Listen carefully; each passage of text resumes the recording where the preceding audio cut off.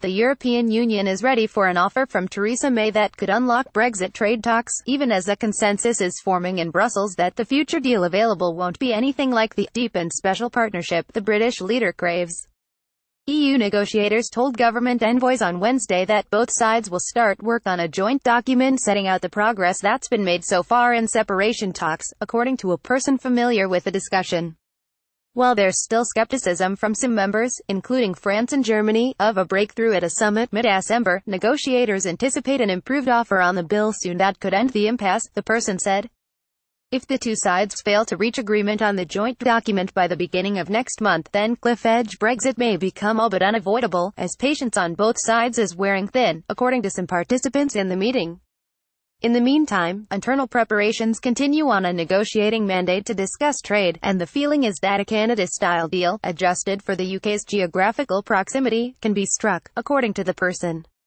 That model, while considered the most ambitious of all EU accords, falls short of what the UK has in mind. The EU insists that Britain can't enjoy the preferential access to the bloc single market reserved for countries including Norway, while resisting the strings attached to that model, including continuing alignment with Brussels-generated rules and standards for goods and services. In London, International Trade Secretary Liam Fox struck a defiant tone, telling lawmakers on Thursday that Britain won't be dictated by the EU on what to do in areas including standards for the quality of products. We will determine in the United Kingdom what we think those should be, and then we will negotiate with any of those countries that are willing to negotiate on those terms. Fox said. Brexit countdown: key dates on the way to December's deadline. The UK wants the best trade deal that's ever been struck with the EU, with financial services included, and on top it also seeks accords with countries such as the US, where regulations are dramatically different to those of the bloc. Trade experts say nations can't enjoy both privileges. It is not only about rules or laws. It is about societal choices for health, food standards, our environment and financial stability, EU's chief negotiator Michel Barnier said earlier this week.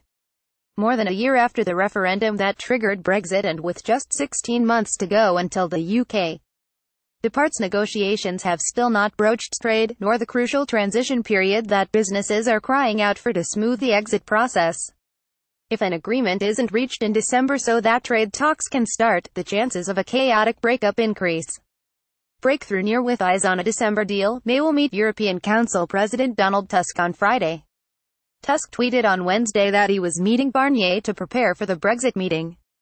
Tusk and May met last week on the sidelines of a summit in Gothenburg, Sweden. Whatever May said to Tusk in Gothenburg appears to have impressed the EU side. Charles Grant, director of the influential Centre for European Reform think tank, said in an interview. Grant puts the chances of a breakthrough in December at about 60% to 70%, and said a dinner between European Commission President Jean-Claude Juncker and May on deck 4 is expected to be a key moment. While the UK has made clear it's preparing to offer more cash as long as the EU side gives something in return, the issue of the Irish border could still derail progress. Both sides have said it's up to the other to propose solutions, while all options proposed so far are unacceptable to either. On the issue of citizens' rights, negotiators told envoys that there's 95% convergence between the two sides, according to the person familiar with the discussions, including a piecemeal approach to the role of the European Court of Justice. While some major points have been sorted out, the situation isn't such that one can say that there has been sufficient progress to embark upon the second part of the negotiations about the future of the relationship, Juncker said on Thursday, adding that he's not crazy enough to say whether May will increase her financial offer, with assistance by Tim Ross and Catherine Bosley.